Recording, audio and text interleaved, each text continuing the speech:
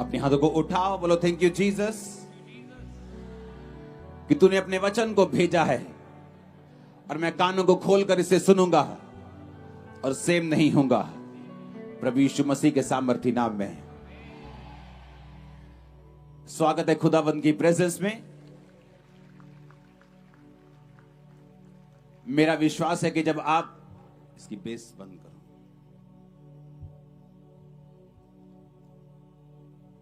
मेरा बिलीव है कि आज जब इन वर्ड्स को आप सुनेंगे आप सेम नहीं होंगे। अपने हाथों को उठाकर एक अंगीकार करो, खुदावन आज जो कुछ मैं सुनूंगा मैं उसे सुनाऊंगा भी। ऊंची आवाज में अंगीकार करो, अपनी आंखों को बंद करके अपने हाथों को उठा के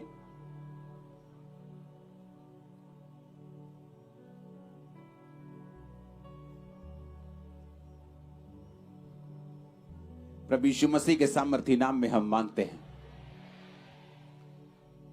इस दुनिया में जो कुछ अभी हो रहा है आपने देखा है, जो इजराइल में हो रहा है, जो पूरे वर्ल्ड में हो रहा है, जो अभी आप कनाडा के साथ होते हुए देख रहे हैं। अब लाइफ, ये दुनिया उस पॉइंट पे पहुंच चुकी है जहां कुछ भी सर्टन नहीं है, कुछ भी ऐसा नहीं है कि हाँ सब कुछ सही चलता रहेगा, सब कुछ उत्तम चलता रहेगा, सब कुछ अच्छा चलता रहेगा। कोई भी न्यूज कहीं से भी आ रही है। मेरी इन लॉ फैमिली जो थी, मेरे सास और ससुर दोनों इजराइल में थे जब युद्ध शुरू हुआ। शुरू होने से जस्ट 8 घंटे पहले उनकी फ्लाइट थी और वहां से जब वो निकले तो 6-8 घंटे में वहां पे जो लड़ाई शुरू हो गई। और आज जब वो वापिस आए तो मैं आपको यही बात बताना चाहता हूं, इसको बंद करो और अपनी कैमराग्राफी अपने पास रखो जब तक वचन चलता है। अपने हाथों को उठा के हालेलुया बोलो एक बार। ये वचन बहुत इंपॉर्टेंट है आज आप लोगों के लिए। आज ऐसे इलाके में मीटिंग करने आया हूं जहां कभी मीटिंग नहीं हुई, जहां कभी वचन नहीं सुना गया इतना। ओके, अगर मुझे लाखों इकट्ठे करने हैं तो बहुत से स्थान है मेरे पास, लेकिन ये वर्ड इतना इंपॉर्टेंट है कि जब मैं प्रेयर माउंटेन पे कल प्रार्थना कर रहा था तो परमेश्वर ने स्पेशल ये आपके लिए वचन दिया है और ये आपको सेम नहीं रखेगा, आपको सेम नहीं छोड़ेगा।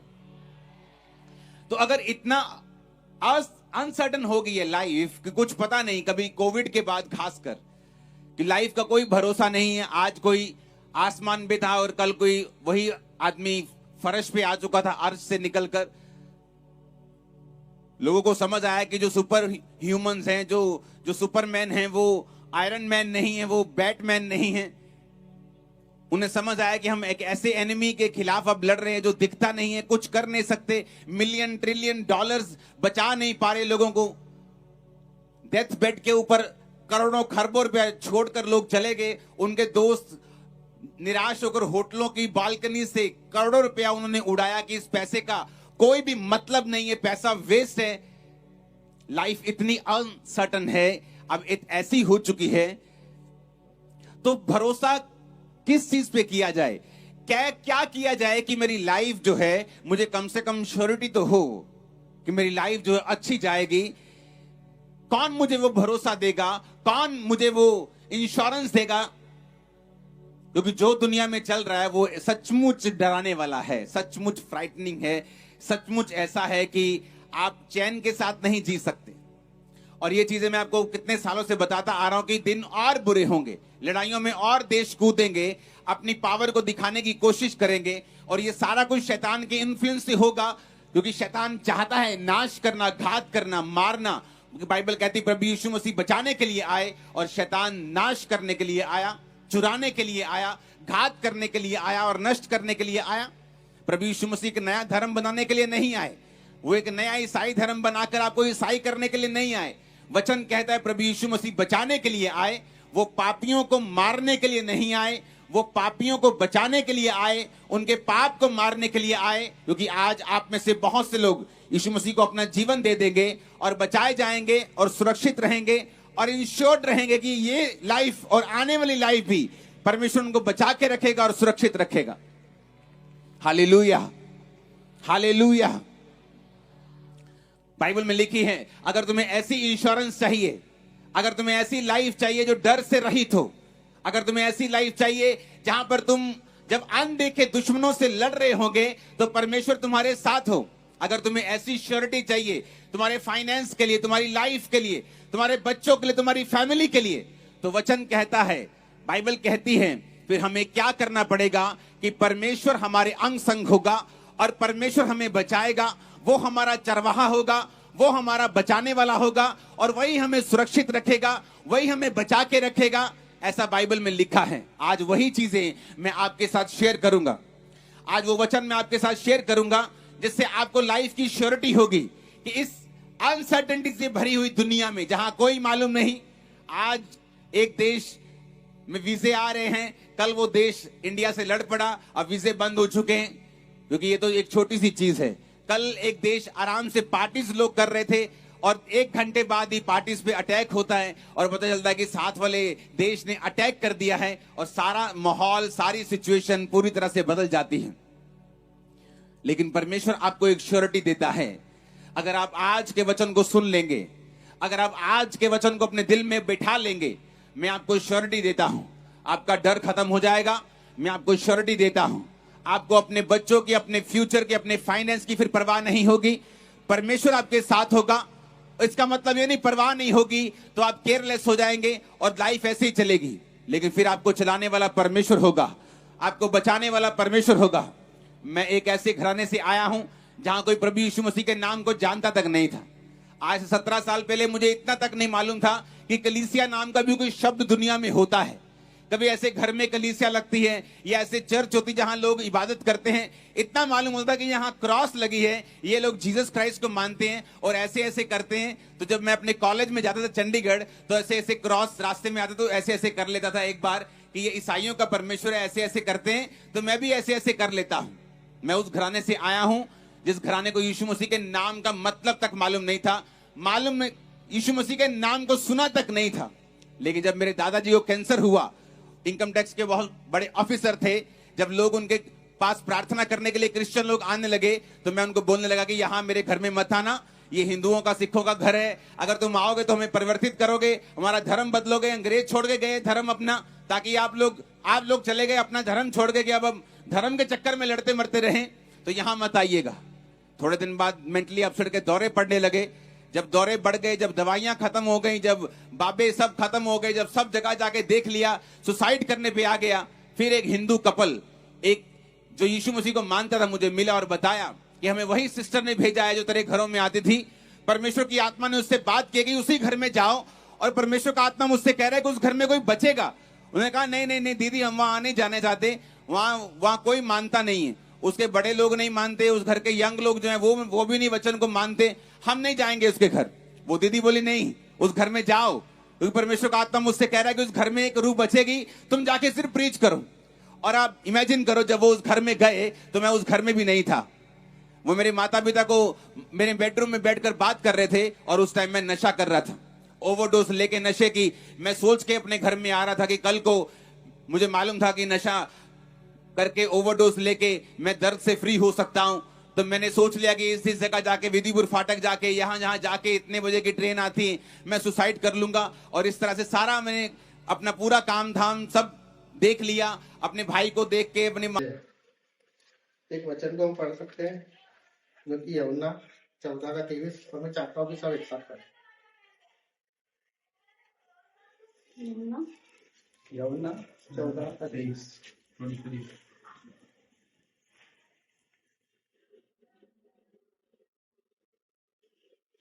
यीशु ने इसको उत्तर दिया, यदि कोई मुझसे प्रेम रखेगा तो वो मेरे वचन को मानेगा, और मेरा पिता उससे प्रेम रखेगा और हम उसके पास आएंगे और उसके साथ वास करेंगे।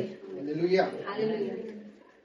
प्रेम, यदि कोई मुझसे प्रेम रखेगा तो वह मेरे वचन को माने, और मेरा पिता उससे प्रेम रखेगा और हम उसके पास आएंगे और उसके साथ वास करेंगे। ये एक कमिटमेंट है परमेश्वर का, यीशु मसीह का एक कमिटमेंट है हम सबसे। प्रेम, कि यदि तुम मुझसे प्रेम करोगे, तो तुम मेरे वचन को भी मानोगे और मेरा पिता भी तुमसे प्रेम करेगा और हम तुम्हारे साथ वास करेंगे। हम देखेंगे परमेश्वर ने हमको बहुत सारे वादे किए, उसमें से कुछ वादे हम देखेंगे। जैसे उसने हमको करौली के क्रूज में सारी आशीषें दे दी थी। उसने वहां कहते सब कुछ कंप्लीट पूरा हुआ। उसने हमें चंगाई दी। कहते हैं कि यीशु के कोड़े खाने से हम हो गए हैं। धन और महिमा परमेश्वर की ओर से आती है। हम कहते हैं अच्छा घर, अच्छी जिंदगी वो देता है, अच्छी नौकरी, बच्चे, हर एक आशीष प्रभु ने कंप्लीट कर दी। किनके लिए? जो लोग परमेश्वर के पुत्र से प्रेम करते, यीशु मसीह कंप्लीटेड हो गई। फिर आज हम बहुत सी चीजों के लिए प्रार्थना कर रहे हैं। आज भी हम बहुत सी चीजों के लिए सालों से प्रार्थना कर रहे हैं, सालों से। फिर ये वचन प्रभु ने हमको दिया है, तो हमको ध्यान देना है कि कहीं ना कोई हमारे अंदर ही, मेरे अंदर ही कुछ मिस्टेक होगी। क्योंकि परमेश्वर ने तो बोल दिया कि कोई मुझसे प्रेम करेगा तो वो मेरे वचनों में भी चलेगा और मैं उसके साथ वास करूंगा। तो वो जो क्यों है ना, वो हमको खटता है, विशेषकर मुझे, कि वो क्यों वो आशीष हमें नहीं मिलती है, क्यों वो चाबी आज हमें नहीं मिलती, जबकि परमेश्वर ने बोला कि सारी चीज तेरे लिए खोल रखी है, वो चाबी हमारे पास नहीं है, वो लॉक लगा हुआ है। परमेश्वर हम प्रार्थना करते हैं, वो कवर्ड में सब कुछ है, धन, महिमा, आशीष, अच्छी जिंदगी, दीर्घ आयु, अनंत जीवन, हर एक वो चीज, स्वर्ग का द्वार, हर एक बात प्रभु ने उस की को हमारे लिए दे दी थी। आज हम देखेंगे वो प्रतिज्ञा देने के बाद भी वो चाबी हमारे पास नहीं है।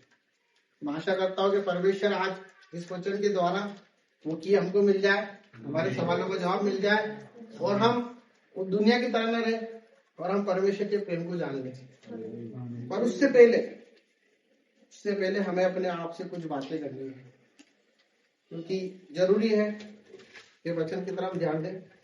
अपने आप को जांचे, क्या केवल यीशु का नाम लेना ही सब कुछ होता है, कि सिर्फ हम यीशु का नाम ले रहे हैं और लेते जा रहे हैं और हम कह रहे हैं हम मसीह में हैं? तो हमको जानना है कि उसके लिए हम जीते भी हैं, पहला। दूसरा हमें देखना है कि मसीह का प्रेम मुझ में दिखता है कि नहीं दिखता है। तीसरा हमको देखना है क्या मेरे शब्दों से मसीह को महिमा मिलती है कि नहीं, कि मैं उससे सिर्फ प्रेम करता हूं तो ये शब्दों से करता हूं कि हाँ प्रभु आपसे बहुत प्यार करता हूं, पर मेरी सोच तो प्यार ही नहीं करती। और हमको ये देखना पड़ेगा कि जब हम आईना देखते हैं, अपने भीतर देखते हैं, तो हम उसको दिखाई देते हैं कि नहीं, हमारे हृदय में वो दिखता है कि नहीं दिखता है। तो कुछ वचनों को हम देखेंगे, क्योंकि ये सब चीजें इसलिए है क्योंकि परमेश्वर ने हमसे प्रेम किया। उसने वचन बोला कि जो मुझसे प्रेम करता है वो मेरे वचन को भी मानेगा, मेरा पिता भी उससे प्रेम करेगा। प्रेम ऐसी चीज होती है जो हर एक चीज दे देती है, निस्वार्थ। मेरा बर्थडे था, मेरे भाई बहनों ने मुझे सब कुछ दिया, दिल खोल के प्रेम से दिया, है ना। वो प्रेम जो वापस नहीं लेता है। तो परमेश्वर ने सारी आशीष दे दी, फिर हमको क्यों नहीं मिल रही? तो हम भजन संहिता 118 उसका 8वां वचन पढ़ते हैं। भजन संहिता 18 का 8। यहोवा की शरण लेनी मनुष्य पर भरोसा रखने से उत्तम है। हालेलुया। परमेश्वर का वचन ये कह रहा है कि यहोवा का शरण लेना अच्छा है मनुष्य पर भरोसा रखने से, क्योंकि मनुष्य परमेश्वर ने बनाया, वो जानता है कि मनुष्य क्या है। मनुष्य पलट सकता है, परमेश्वर कभी नहीं पलट। तो वो ये कहता है कि हम उसके जीवन में, उसके शरण में रहते हैं कि जब हमें कुछ भी चीज की नीड्स होती है, कुछ भी चीज की हमको, हम तुरंत मनुष्य की शरण में चले जाते हैं, मनुष्य पर भरोसा कर लेते हैं कि ये हमारे लिए करेगा। परमेश्वर तो न जाने कब करे, पर हम पहले उससे बात कर ले, इससे बात कर ले, उससे परमेश्वर से हम बात नहीं करते। तो हमको ये देखना पड़ेगा कि जब उससे शरण हम उसके पास लेंगे तो परमेश्वर अपने लिए हर एक वो चीज कर सकता है। आज उसने वादा किया है कि तुम प्रतीति कर लो, जो तुमको चाहिए ना तुम प्रतीति कर लो, वो सब कुछ तुम्हारे लिए हो जाएगा। तो क्या हम जो जीवन जी रहे उसमें हमको देखना है कि बहुत से लोग हमारे आसपास भी हैं, हम चर्च जाते हैं, हम सब कुछ करते हैं, आराधना करते हैं, हर एक बात करते हैं, और हम देखें कि हमारे आसपास वाले लोग भी वैसा ही कर रहे हैं, पर हमारे जीवन का आकार वैसा का वैसा ही है जैसा आज से 5 साल पहले था, जैसा आज से 10 साल पहले हम वहीं के वहीं खड़े हैं। हम किसी चीज के लिए दुआ कर रहे हैं, वो दुआ हमारी हो ही नहीं रही, तो हमें पता लगेगा कि हम क्या मालूम किसी मनुष्य के अधीन तो नहीं है, कहीं ऐसा तो नहीं हम किसी पर्टिकुलर सब्जेक्ट के ऊपर टिक गए, क्योंकि परमेश्वर तो देने के लिए बैठा है। जब उसने बोला कि सब कुछ मैं दे दूंगा, तो देने के लिए बैठा है, फिर भी हम लोग आते हैं, अपना सब कुछ करते हैं, तो वहां पे हमको जांचना है कि हम सच में यीशु मसीह के लिए आए कि नहीं। हम कहीं ऐसा तो किसी को इम्प्रेस करना है, बुरा मत मानना, परमेश्वर वचन में लिखा है, ठीक बोलो। हम आगे देखते हैं तीतुस 1:16।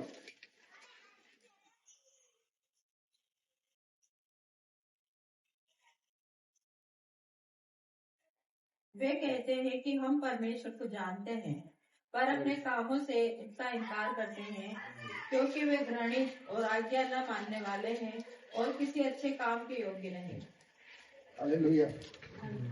परमेश्वर का वचन ये कह रहा है कि हम परमेश्वर को तो जानते हैं, पर उसके कामों को करते कि नहीं करते। वचन तो हमने सुन लिया, वचन में लिखा है कि अगर तेरे पास 2 रोटी है तो एक जाके दे क्या, तेरे पास 2 कपड़े हैं तो दूसरा दे दे। अगर तेरे पास जो भी है ना, तेरी कुवत नहीं है भाई, वो मैंने दे रखा है, सांस ही चल रही है ना, ये मेरी है, तेरी नहीं है। मैंने किसी पर्पज से तुझे भेजा है, इसलिए भेजा है। पड़ोसी भी वैसे ही करता है, जो मनुष्य जो मूर्ति पूजा करता है, हर एक वो चीज करता है, गंदे काम करता है, वो भी वही करता है, सेम है। हमें उसमें क्या अंतर हो गया? जब उसने बोला है कि तुम मेरे वचन को सुन ले, तो पड़ोसी भी हम बिठा लेंगे ना, भी सुन लेगा, वो सुन लेगा आके, बोले हाँ मैं भी जानता हूँ यीशु मसीह को, मैं प्रार्थना में जाता हूँ। प्रार्थना में जाने से और वचन पढ़ने से सब कुछ होता है, पर उसके साथ उसके कार्य भी करने पड़ते हैं।